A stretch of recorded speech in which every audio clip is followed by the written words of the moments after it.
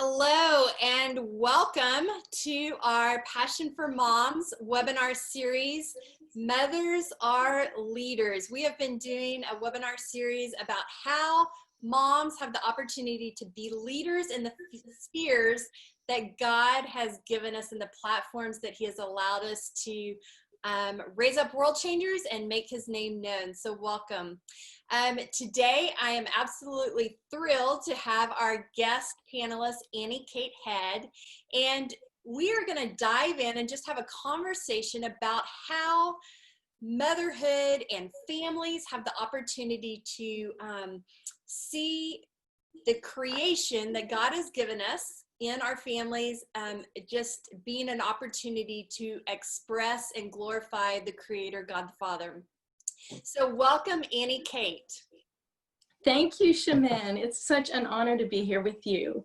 Well, we are grateful for this conversation that we're going to have together. So Annie Kate, why don't you just introduce yourself, tell the audience who you are, a little bit about just how you got into becoming an artist, and a little bit about your background.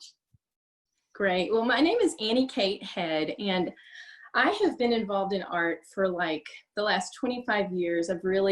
It's been really a ministry. It's been something that God stirred in my heart late in college, and it grew out of this place of just really understanding the heart of God, the love of God, and God as a creator. And it was something more than just, hey, I've got a creative gift and I want to develop it and get my techniques down and make something pretty for the wall. It was more really what was happening in those years when I was taking art history classes, and actually had a social work major too. So there was this interesting sort of meshing of those two things in my studies, understanding people as creative beings, understanding God as a creator, and just how we can know His heart when we see His goodness in all that He's made. And then as I began to look at art history and the paintings that people around the world make, I just got really fascinated with the creative nature of humans, just painters and what they would paint and what they'd be expressing. And it just became something that it really just grew into just a lot of working with children over the years in museum settings, and just teaching art in a lot of capacities, even internationally, where a language barrier would be an issue. But the art seemed to transcend that. It just created a joy and a love, and ministered really just compassion to people. So it's been multifaceted. I've lectured on art history. I love one particular artist that I love is Chagall. So he's a Jewish Russian artist who's done some really magnificent stained glass that I personally love, that's in Israel. And I've, love to just talk about the beauty people make, and also minister the love of God to people through facilitating artistic activity. So that was the beginning. And I've always done a little bit of my own painting, but really painting as a professional artist has been a later piece that's been added in more recently. And that's been really fun. I love how God works in seasons and phases. So tell me a little bit, because I want to explore this a little bit more before we dive into sort of how this relates to us as a family, and seeing the Creator in each one of our children and pulling that out. But before we dive into that, yes, let's just back up, because you have a very fascinating background. Your education, your study, your resume is quite impressive, with even studying at Parsons and at the Met in New York. What does everything you just said about seeing people as a desire to create, a desire to tell a story? Oftentimes those platforms can have a very even dark worldview, as far as the way that they often come across can be maybe a little bit, you definitely would be a light in the darkness, if you will, as a believer. So what did that look like for you as you began to realize that each of us, God created us in His image? God is the creator. So we have an innate desire to tell stories. We have an innate desire to create. What did that look like as you studied and as you begin to see so many different kinds of people wanting to be expressed and heard? Right. Well, I love people of all kinds. I just love being around people that God made. And, when I think about those realms and spending time there, I love contrasts. God loves contrasts, dark and light, and being in a situation where maybe people don't see things in the same way, coming in with a different perspective, it's refreshing and it's fun to see and have those conversations. And also in art, there's a lot of nuance. Things aren't always black and white. There's subtleties. So, there's opportunities for all kinds of bold and exciting conversations, and also subtle interactions that are beautiful and that are important. And I just really enjoyed being around a variety of people with different perspectives, and really enjoyed the exchanges that were made in those settings. I love how you articulated that, of being able to have the subtle contrast as well as the dark and the light, because I think so often it's easy for us to, unfortunately, and it's my way or the highway, and we don't give other people a lot of grace in hearing their story, and we're very dogmatic in wanting to display our work of art, our creation, our point of view. And so I love how you articulated that it's the beauty and being able to understand different people, understand where they're coming from, because I believe all of us at the core really want to be heard and understood. And that's why we are wanting to create and tell stories. Yes. So I love how you articulated that. Thank you. It's, for me, interactions with people, whether it's been people in the church or people just in the realms where I've worked, it's always an exchange, and it's always important. I always learn something from whoever it is I'm talking to, and I enjoy those interactions. So what was it like as you studied and had the platforms you had, whether it's international, at the Met, Parsons, some of the different things? What kind of helped shape and mold you to where you are today? Well, first of all, those doors opening, those were God doors. He opened those doors. And as I would walk through them, I felt like he would just say, there's something here I have for you to gain for what it is I have for you to do in life. And it was, just as I would enter into those different settings, I would just sense God saying, this is something I want you to take from this experience for the future. Those were my early 20s and even mid 20s. And one thing I remember in particular, when I was studying at the Met, I was working with a lady there who became a mentor to me. Her name was Muriel Silverstein-Storfer, and she was just this magnificent woman who had a lot of impact on actually Manhattan, on the city of New York. She had a nonprofit, and artists would work with her and take her methodology around to all kinds of places in different parts of New York. And she just really, a couple of things that she said impacted me and has really shaped the direction that I've gone over the years. And one of them was just, I was trying to decide, do I want to do art therapy, or exactly how does that look? And she said, art is therapy. And it wasn't so much about, the psychoanalyzing or the trying to it was just providing the beauty. It's healing. It brings joy. And it was at that moment I decided to lean more towards the art and just let it do its work. So that was something really important that I learned and I've taken with me in the way that I view what I do. And then the other thing is that she had a methodology of working with children and families that I thought was incredible in terms of teaching parents how to model creativity for their children. And it was a parent-child class, and the parents would create art and the children beside them, and they would have this exchange. The parents would do their own work, and then the kids would do like painting, collage, and clay in the same room. And it was just I learned the method and I've used it around the world. But what I really loved about that is just the interaction that comes between the family in the family unit and the joy that it brings. And then also, as I was learning that, I can remember God speaking to me and just saying, I want to give you this special thing, and I want you to take it to those that need it the most. So I want to give you something really beautiful, and I want you to spread that. And so that that was a real joy. And so that's also sort of directed all of the years of work with children in different settings. And even in my own home, you know, just bringing beauty, seeing things through a creative lens has just sort of come naturally because of what I do. That's incredible.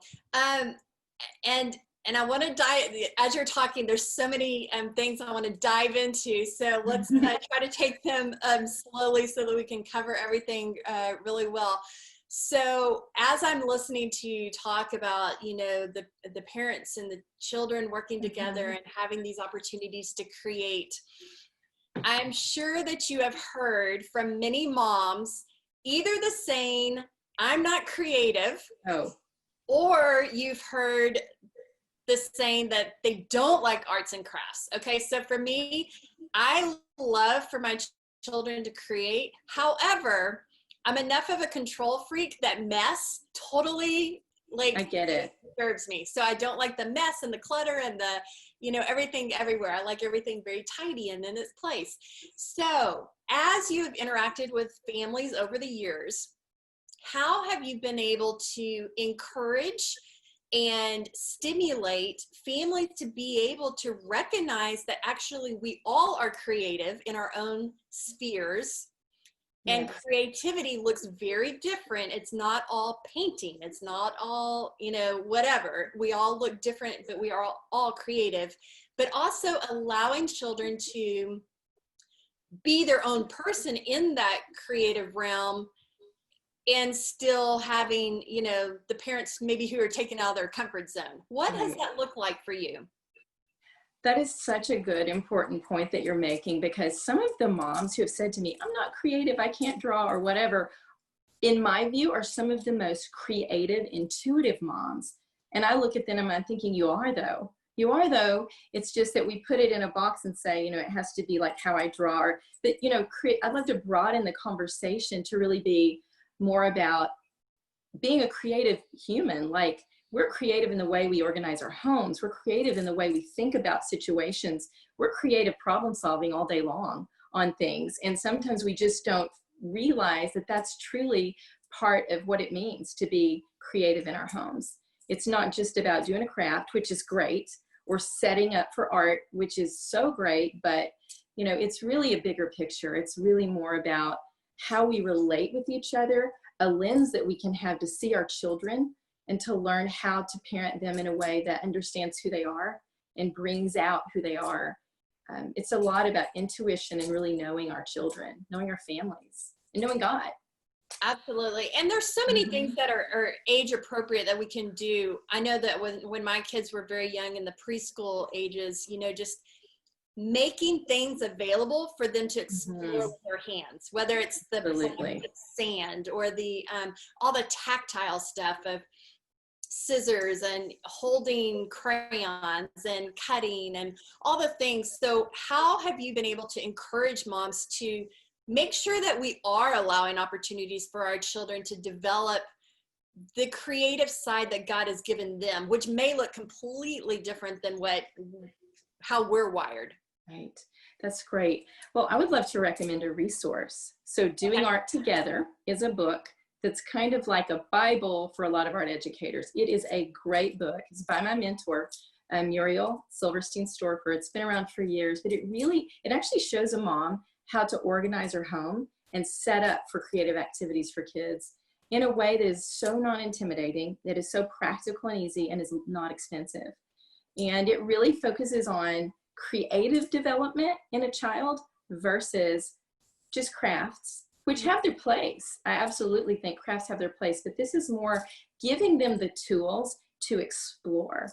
That's so good for human development. It's not even necessarily about becoming an artist, becoming a person and really exploring textures and shapes and trying things and cutting.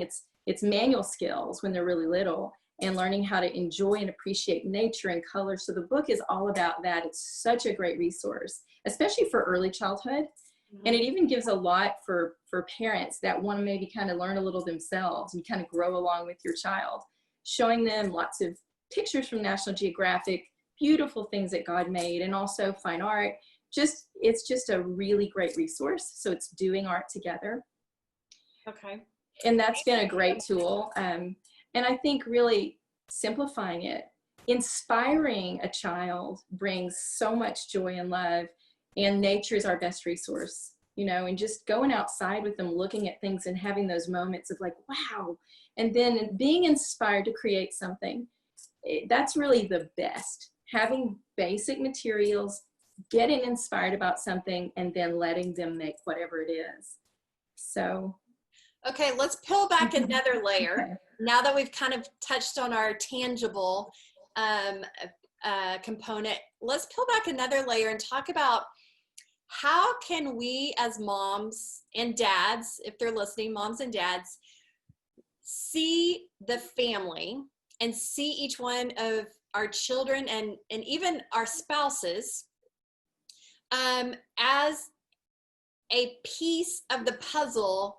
Yes. In the artwork and tapestry that God is weaving together. Because I think so often we can become so wrapped up in schedules and routine, and sometimes we lose the creative side as families of recognizing, I have 3 daughters. Each one of my daughters are image bearers of the Creator. God has made each one of these girls in His image, and they are to represent Him, but they're all different because God is He represents everything in the world, and everything is unique and different.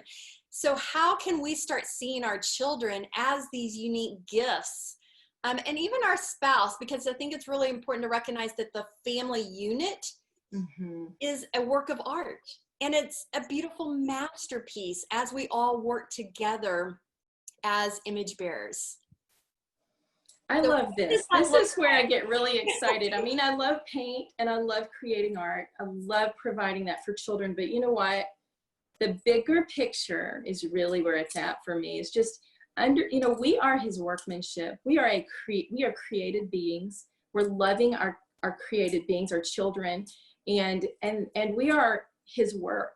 And so in a family, just really I say this a lot, I'll say, Lord, give me your perspective. Give me your perspective. Show me. And we need to ask that a lot, I think, to just keep perspective on what are you doing in these relationships? What's your redemptive view of how our family is meant to function? Because, we can get off. Things happen and things get kind of sideways, and everybody's, it just happens in families. And we need to then say, God, where's the balance? What is it you would do? What's your redemptive view of this situation? Recently, with my daughters, we have 2 girls. Sophia Claire is 12 and Johanna is 8. And there's something that has happened recently that really encouraged me in terms of understanding their relationship, how they're made, and how God's made for them to relate, even with that pretty big age difference. So, there's really great things about that age difference, but there's also some tension as they're growing into different stages. And so I've been watching that a lot and trying to understand, what can I do to bridge the gap? How can we really help them own who they are and relate in the way God made them to relate? And we were sitting around, maybe a month ago, and all of a sudden I just had this thought, Johanna, you're like the sun. Your personality is like the sun. It just kind of started coming to me. And I said, Sophia Claire, you're like the moon. And actually, for a long time, there's been a little song that I made up for her when she was a baby, and it has to do with being a bright light in a dark world. And I said, like the moon. And then it just sort of began to come to me, the sun and the moon, they're far apart, but they work in harmony. And and that would be what God would want, is that there would be harmony and there would be appreciation for the way each of you are made, and then working together in peace. They got that. They loved that. And so anytime they see something with a moon or a sun, look, Mom, and there's been good fruit from just me saying that, just looking and seeing who are they and how are they meant to relate? Not this way that things get, but bringing them back to, hey, appreciating one another and allowing each other to work together in peace. There's been that type of thing. It's what I mean when I'm saying, look at the family in a creative way and in God's way of how it's meant to function. That's just one example. That's so good. And I think that even as we look at each one of our children and recognizing their unique personalities, it allows us to appreciate the differences that they bring to the table in our families. Because so often we're trying to relate to someone like us instead of appreciating all the different personalities, all the different character traits, all the different gifts and abilities and wiring that God has created in each one of them. The other thing that I think is interesting to point out is if we look at the family as a whole, as a work of art, recognizing that our spouse is also a created image bearer of God. And oftentimes my husband and I have done a lot of marriage mentoring over the years. And one of the things that can be challenging for marriages is the differences that become annoyances, right? The things that annoy us about how our spouse can be different. Instead of, I like this, looking at that they are bringing to the table their own color, their own perspective. And so instead of becoming offended by it, appreciating. Absolutely. Oftentimes I think, if we looked at our families more as colors, if you will, or whatever example you want, but you have all these different colors, red, blue, yellow, green, but they all make something beautiful when they're brought together. Yes. And so what would you say to that about how we can appreciate those personality differences, whether it's our children or our spouse, of just recognizing that we should lean into that instead of pushing back because it makes us uncomfortable? That's right. Art is all about mixing things like taking the clay and changing it, taking the colors and letting them blend, seeing what new can be made. And I think families, as we allow ourselves to embrace one another, to appreciate one another, that's what God wants to do, is he wants to make a whole that works together beautifully and that reflects him. I think it's, I was reading also about just the family as a mobile, like as a moving three-dimensional thing. And the book is called What is a Family by Edith Schaefer, but she has some great things to say about understanding family dynamics. And she mentioned the mobile idea, and I really loved it because it has to do with balance. It has to do with what each person brings, and when one is gone or one isn't playing into things do feel out of balance. Right. And so you begin to appreciate, what this person brings, even if it's more subtle. This brings weight to the situation. It brings stability or comfort or humor or whatever it is. We need that. We need that for our family to be everything God made it to be. And wouldn't it transform our families if we started appreciating the creative component? I think that would be really transformative in how we do family, how we appreciate marriage, how we appreciate our families. One of the pictures that I just visualize is like a tapestry or a rug, and how so often we are so focused on the underneath side of the messiness of the tapestry instead of seeing the beauty from a distance. And I think that so often, because we're in the day-to-day grind, we can see our children and our spouse and just the family as all the weaving that isn't pretty on the underneath, because we're doing the moment by moment. But God's perspective is, boy, has he created something stunning and beautiful. And so just to be able to kind of have that shift in perspective, I think would help us all in our relationships. That is great. Artists know that taking a step back is so important. Like, you get so enmeshed in what you're doing and you're involved, and it's really, you have to get back. You have to, just step away and then look again with fresh eyes to really appreciate where you're at. That happens in families. And I think whether it's just, exercising or getting up early and just saying, God, give me your thoughts and help me to see things fresh today. But taking a step back, because we're in a process. We're in a process in this life. And we have our moments where we see, this is so good, what God's doing here. And then we have moments where where am I exactly in this? And so being able to get back and get perspective is really important. So have you found anything in particular that has helped you as a mom, as you're talking about that, of taking that step back and getting perspective? how can we do that at the different stages of motherhood, of recognizing that, you know, when our kids are young, maybe moms experience more of being tired, right? Or even in this global pandemic of just the weariness of, you know, some schools are, you know, kids are going back, other kids are 100% online for the whole year. So you have just this wide range of how people are having to cope with life, the weight of the world. Mm-hmm. How would you say for us as moms to really be able, in whatever stage of life we're in, to also be mindful that we have those 18 short years of being intentional to be creative with the family as we're helping shape and mold? Because I think, you know, you mentioned about the clay, and the Bible talks about, you know, the potter, and how Jesus is the potter, we're the clay, and how he's shaping and molding us. And we have that opportunity to help shape and mold our children, pointing them to Jesus in these 18 years. How do we have perspective as moms in different seasons to be able to shift and pivot, to be intentional, to not get sidetracked and bogged down with the underneath tapestry of the messiness of life? How do we take those steps back?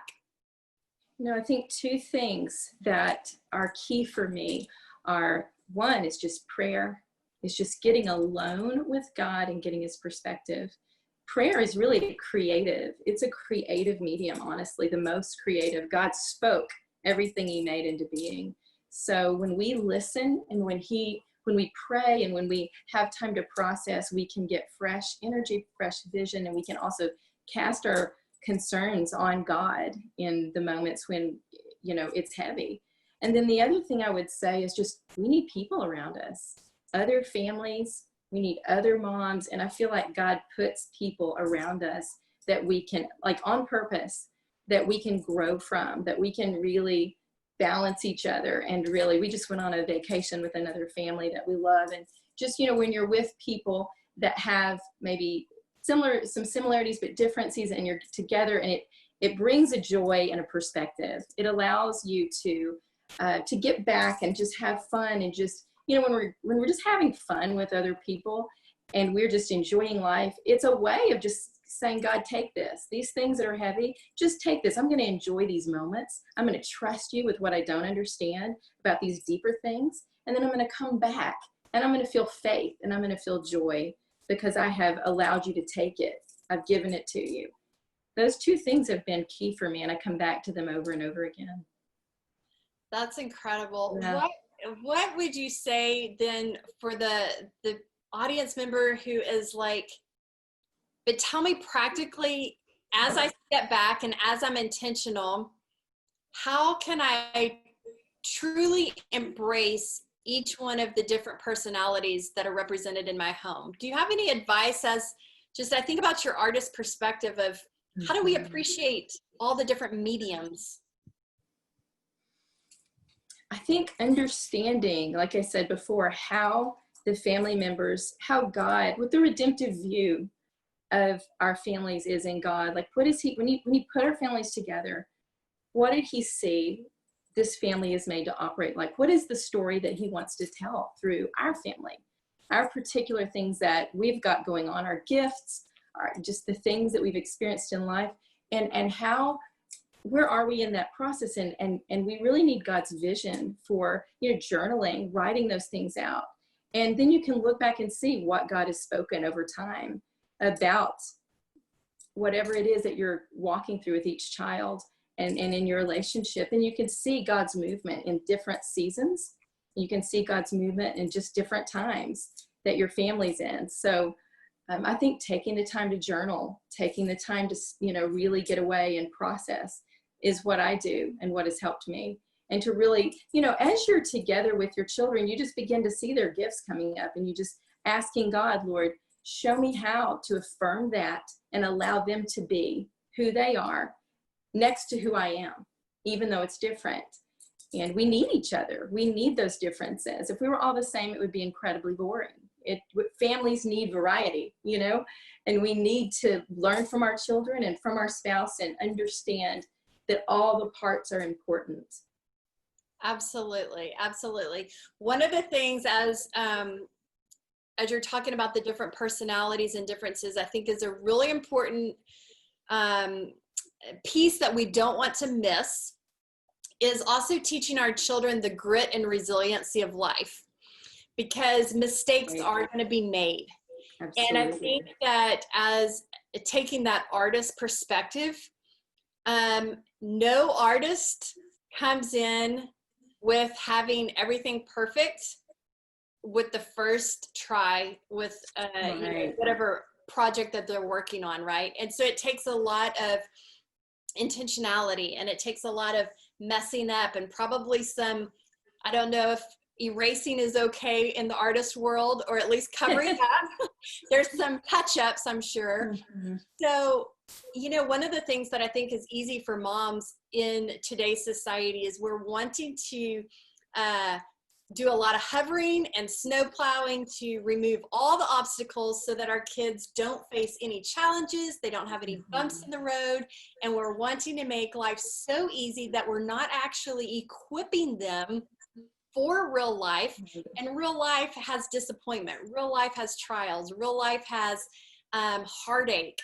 So as from that artist creative perspective, how do you encourage your child when they make mistakes of recognizing, you know what, this is part of the shaping and molding process?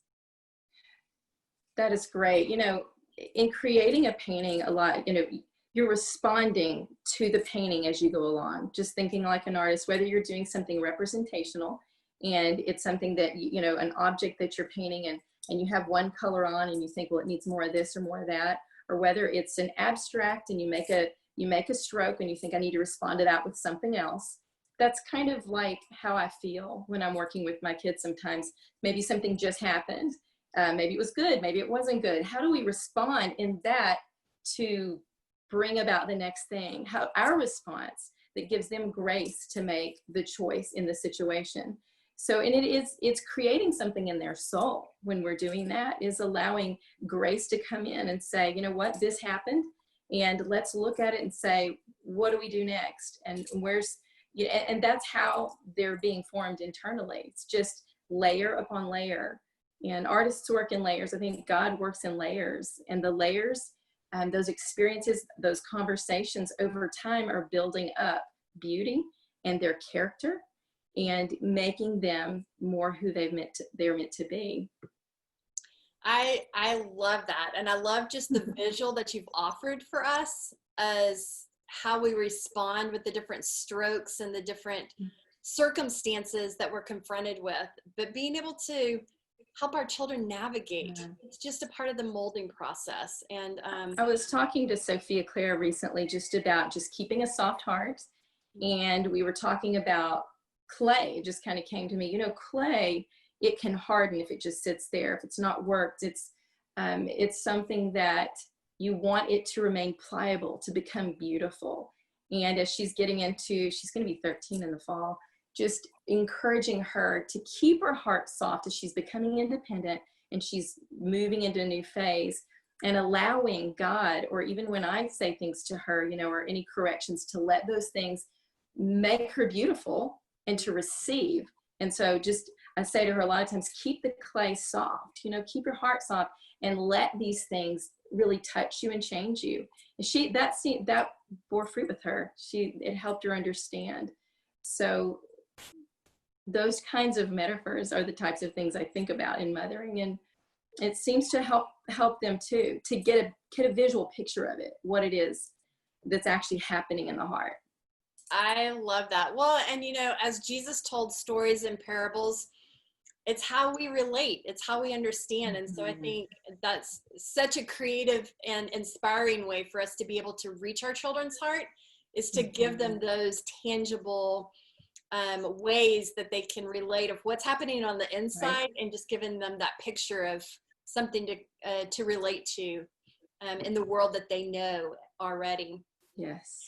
Annie Kate, one of the things that has been really interesting and a joy to watch for, as I have observed in your story, is I love your perspective and your history with using art and your artistic background in motherhood.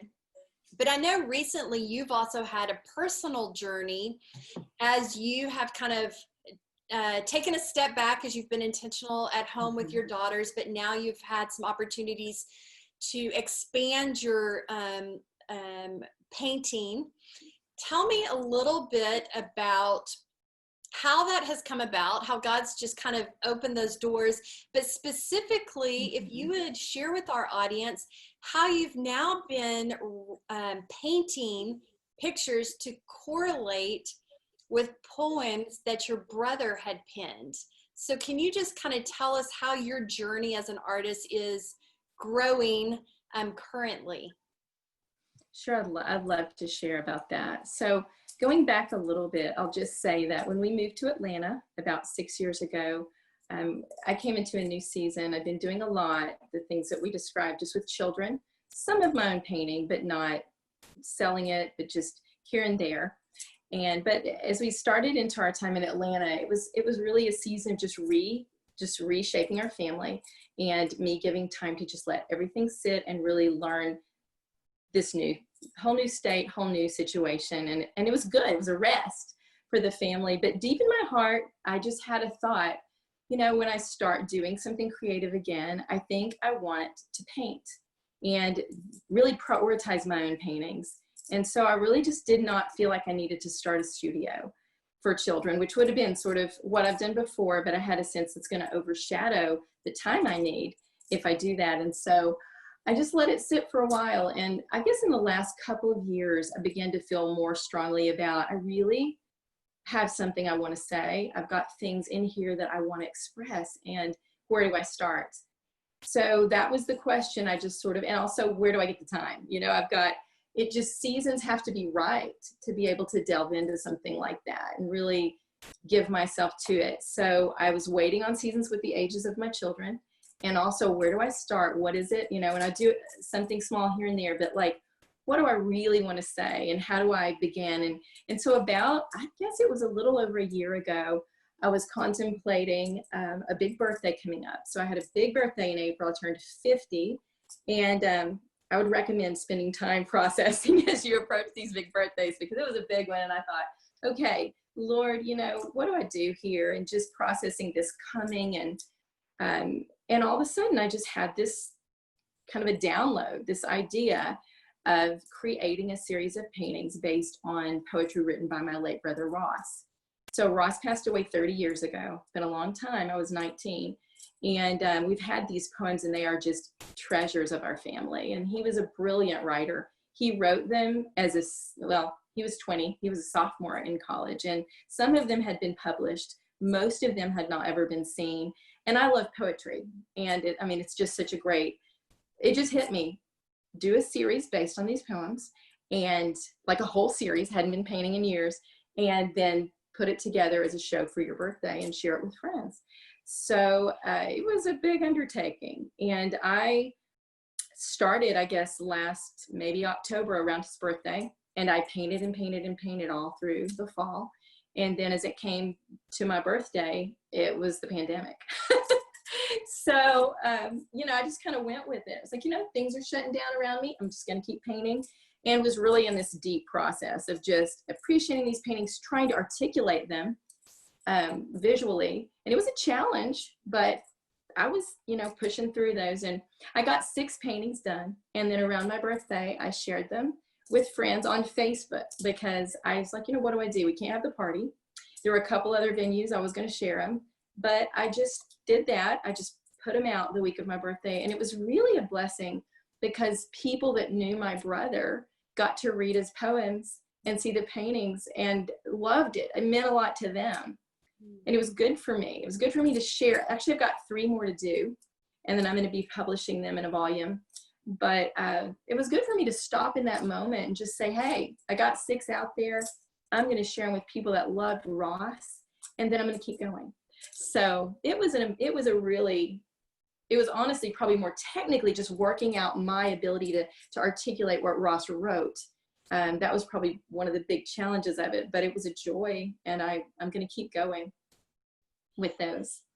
That's so incredible how you've taken something that was lost and bringing fresh light and fresh vision and life to be able to honor him, but to also be able to use your gifts and abilities to tell his story, but also tell God's story about how even your own family unit, you know, with your mom and your dad and Ross, just being able to honor the creativity that your family brings to the table. So I think that's powerful to be able to have that opportunity to bring those two together. Thank you. Thank you. And I think that it's also just a great reminder that, you know, we talked about that life has challenges, life has trials, and to not be dismissive of the hardships that we face in life. Because I think that God wants to use that again when we're talking about the shaping and molding. God uses our trials as refinement, as a part of the redemption process, as a part of helping us to become more like him. And so I think it's so easy for us to none of us are signing up for, oh, give me a trial. But I know, you know, my husband and I went through a 3-year trial, and we look back, and that was one of the sweetest where the gold is of our marriage and our family, and our whole family unit looks at those 3 years as a very powerful and shaping time to bring us and draw us closer to him. And so I like how you have shown us how you've taken heartache and made something beautiful from it, and to not push and stuff down the brokenness. Thank you. You know, it takes time. 30 years later, it's the right moment for God to get glory, to see, you know, getting perspective, and years later saying, look at the beauty. This is an eternal relationship that my family has with my brother, and this is a part of who he was that I would like for other people to see. And it just has been so special to have these moments in the last few months as I've been creating them. It's been good.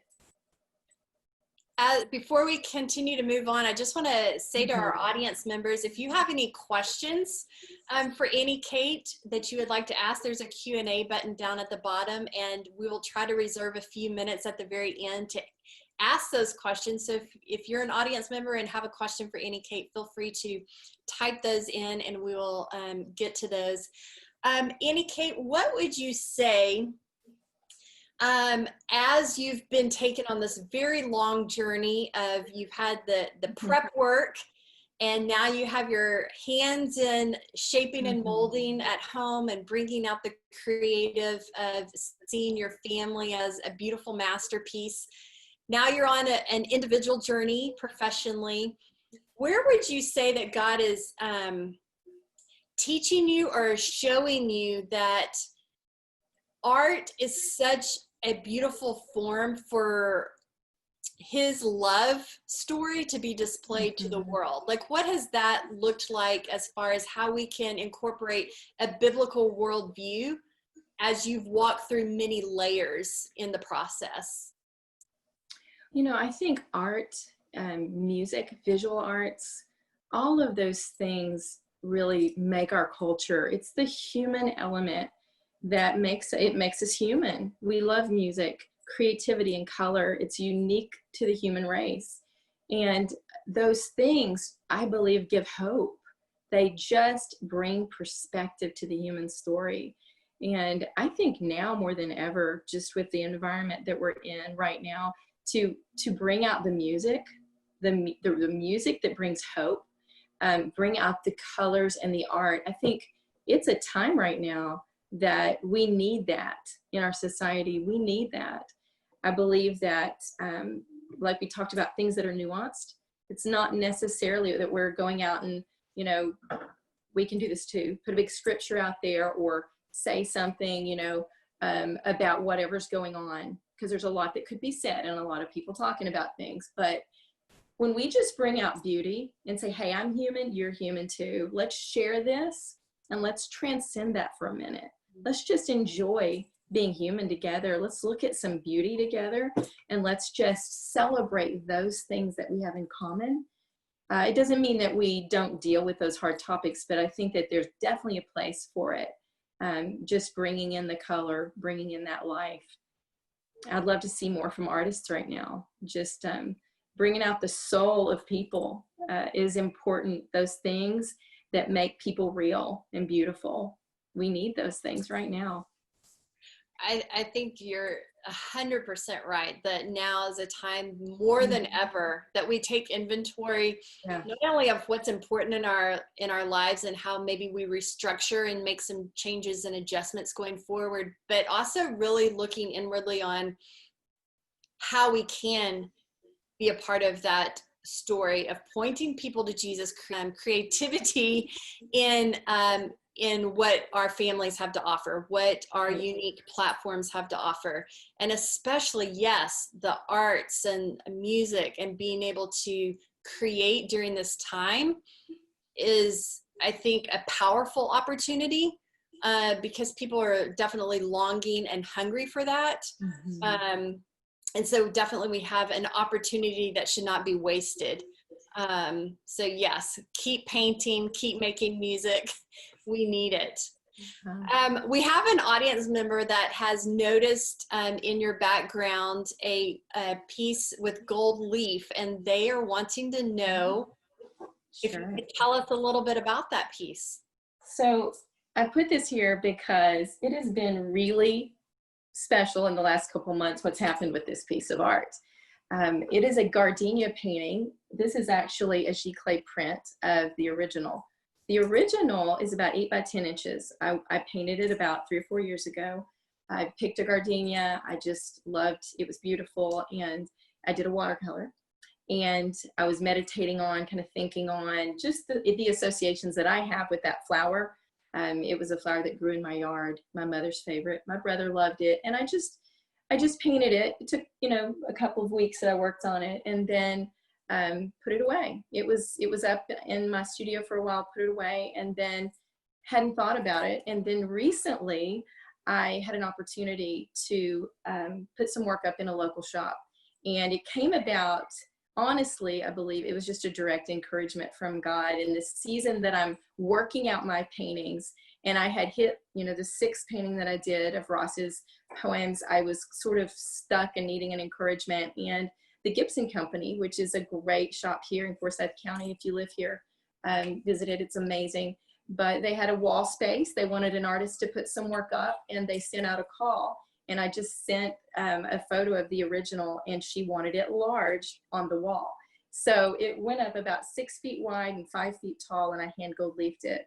And then I have made prints of it. But let me bring it closer. The thing about this that I love is really, it represents, as I was working on it, really represents moments of life and really how life unfolds, and being in the moment that you're in and enjoying that moment, letting that moment be peace, that God is in that moment, no matter what it is. And then it's got some area here that hasn't unfolded yet. So it's like not one moment, but all of our moments, just finding the redemptive beauty. And then also the gold leaf, I'll put it closer, you can kind of see, this is mixed metal, and I hand gold leaf these. And so kind of just think of gold, I think of the eternal work of God that he does in our lives, the things that can't be taken away, the things that he does that redeem our lives and make beauty. So that's what that's about. And yeah, I've done an edition of 50 of these, my birthday, and 50 in 4 sizes. So you can message me, you can, I have a AK Art Studio Instagram and Facebook pages that are coming up, and you can message me about it if you're interested. But it holds a lot of meaning, and it will forever be like a huge encouragement to me in this season to keep going And I hope whoever gets one can really just, whatever it would speak to you about just where you're at, that those moments are valid, those are good. It is absolutely stunning. It is so beautiful. Thank you. So very beautiful. And I like how you kind of have brought together with the piece with the gardenia, how you've kind of encapsulated our entire conversation, because I think about how oftentimes we're striving or longing for a different season instead of embracing a season. You know, when we're young, we want to be in the season of being married. We want to have children. Then when we have children, then we want our children to be, you know, out of diapers. And then when they're out of diapers, we want them to, you know, be on to the next thing. And so we're constantly striving and looking for the next season instead of embracing the season. And that goes again to what we were talking about a moment ago of even hardships, and whether it's a global pandemic or challenges that we face individually in our families, to not necessarily always be striving for the next season, but embracing and asking God to teach us what he has in the season. And so finding peace. So how has, even as you've been in this new season with the gardenia, how has that helped kind of formulate and bring all of these things that you've walked through and journeyed, and what would you say to those who are listening of how we can be intentional in the season that God has for us? Because I know this has been a long process for you. So how can you help encourage and motivate us to embrace that season? Just been thinking a lot about process, being in process. You know, I think it's human nature to want things to be finished and look nice and be packaged, and the veneer, and our society encourages that. And I mean, there's something to be said for the fruit of your labor. There's something to be said for finish. You know, God actually does. It says he finishes the work that he starts. And that's, I lean on that. I think we all should lean on knowing he's going to finish what he begins in us.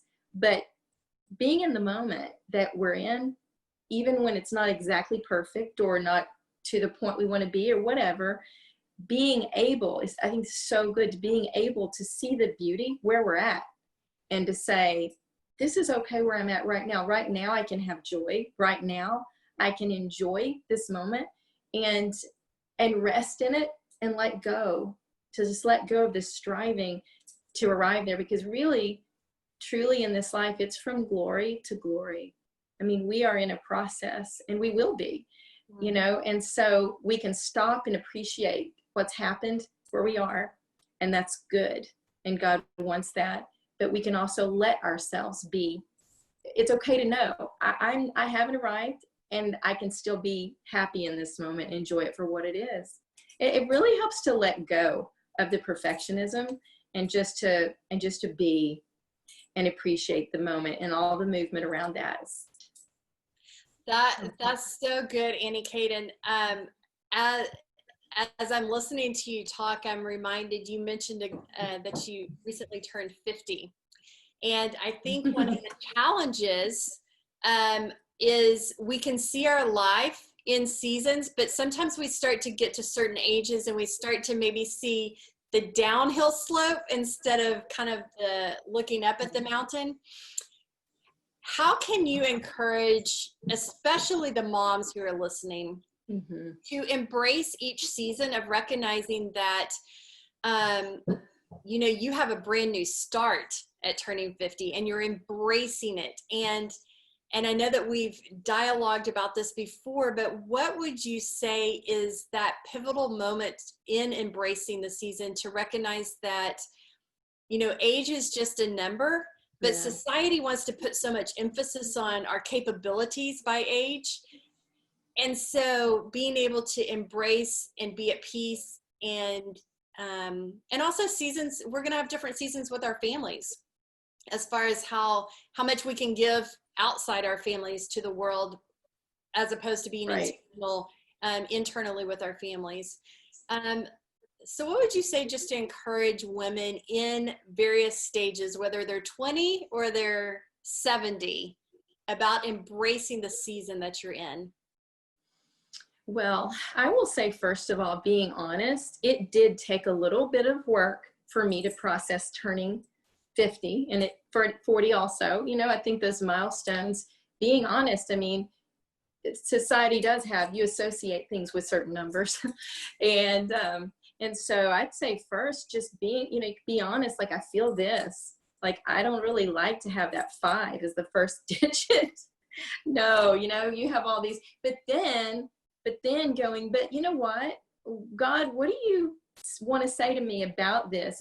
How would you want to define this? And I got into that conversation, and it went from being a dreaded thing, and this was really even before I started into those paintings, to I had that sense, new things can be birthed as surprises from God in the different seasons, because age is, God is outside of time, and he's renewing us daily from within. And if we could really kind of shed that whole idea of how it's supposed to be, or what people think about a number, and listen to what it is that God has in a season, and then allow ourselves to just push past and get excited about that thing, has really helped me.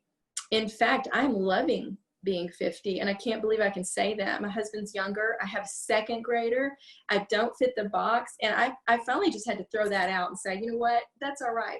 We just want to reflect, all of us, we just want to reflect God's goodness and glory for whatever the story of our life is, and the box really just does not help. So I'd say that. I'd say new things for each phase. I think there are surprises. I never expected that at this point in life something new would start, or something that's been there maybe in seed form would be developed and go, have that to look forward to. But I think God has that for everyone, whether maybe something different, but something special for a season to look forward to. Well, and isn't it incredible too, if we do take a step back and take some perspective of recognizing that when we look at things through the world's eyes, that's when we start feeling boxed in. The world is the one who's invoking a number, having a association. The world's the one who's invoking the putting, your kids in the box. They need to do this. They need to, you're only successful if you look like this. And so I think that this entire conversation is a great reminder that we can either have the world's perspective, and we will feel very boxed in. We will feel like we're always striving. We will feel like we're stressed all the time because we can never measure up. Right. Or we can choose to have the creator's perspective, and we can take that step back, and we can recognize that there is freedom. There is constant shaping and molding, and our days are numbered. He has, as long as we have breath, we have an opportunity to bring glory to the creator. And so again, I think this entire conversation is such an encouragement. I know for me to look at my family as a work of art, as a masterpiece, but also to recognize that I can either be boxed in by the world, or I can have freedom whenever I see the creator shaping and molding. And there's freedom in the artistry that God offers us, and to not put limits on us. So what a beautiful reminder. I want to add just one thing about just remembering that God sees a bigger picture too, because there are things, as we get older, there are things that are real that, that are challenges or whatever, and it may not in life.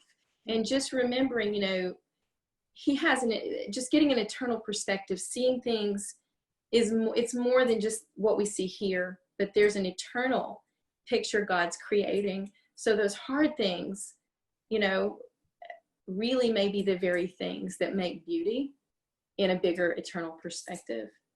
So. Absolutely. And like you said, embracing those seasons. Yeah, embracing those seasons. Annie Kate, we are almost out of time, and this has been such an encouragement. I have been inspired and motivated by you. Do you have any final words you just want to share with our audience in closing? Well, a couple of things. I just want to say again that God's work, his art, looks like redemption. He takes what we have to offer. He takes the good, the bad, the ugly, whatever has happened in life, and he makes amazing things. He works with, he's done that since the beginning of time. So his work is redemption. His work is always for the good, no matter what the situation. He's working towards beauty. He's working towards making beauty. And that's a hope. You know, it's not all on us. Sometimes I think as moms, we're thinking, I'm the artist. And in ways, we are creating an environment for our children, but we are a part, as a family, we are a part of that picture. And God is the one who's doing the work in us. And so just leaning back and allowing him to take control when we feel like I don't have enough. You know, I'm just praying that every mom that sees this or hears this the heavens would open, and just all the resources of heaven it's just a time right now where a lot is being asked of moms.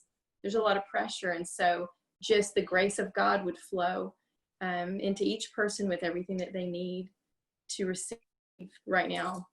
And then the other thing I just wanted to say is, you're amazing.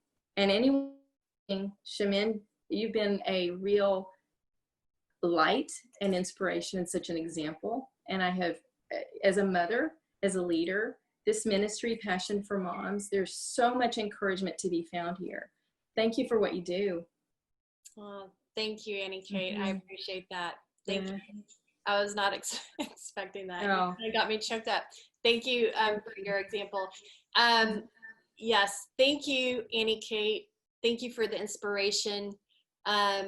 You have offered a lot of fresh perspective, and just to close, capitalizing on what you just said, that also that we lay our